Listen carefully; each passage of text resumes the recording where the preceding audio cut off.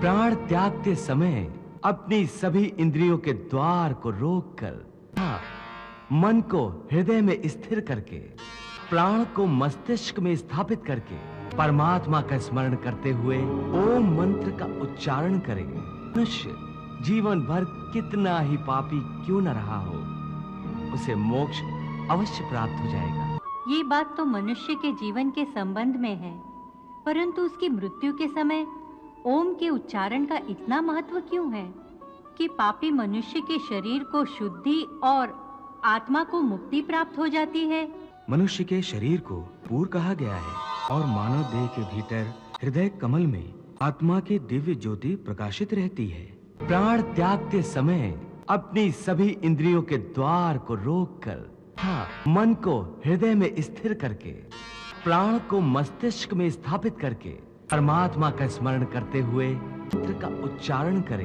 वो मनुष्य जीवन भर कितना ही पापी क्यों न रहा हो, उसे मोक्ष अवश्य प्राप्त हो जाएगा। अधूरा पापात्मा जन्मों जिसने पाप कमाए, अनन्य वो अर्जुन मेरी शरण में यदि आ जाए, हो जाए उसी क्षण, हो जाए उसी क्षण जिस क्षण मुझ में चित्त लगाए, हो जाए उसी क्षण जिस मुझ में चित्त लगाए, मेरे भक्त का नाश न हो तो शांति परम सुख पाए। हे भोलेनाथ, प्रभु श्री कृष्ण कह रहे हैं कि मृत्यु के समय ओम शब्द के उच्चारण से पापी मनुष्य की आत्मा को भी मुक्ति मिल जाती है।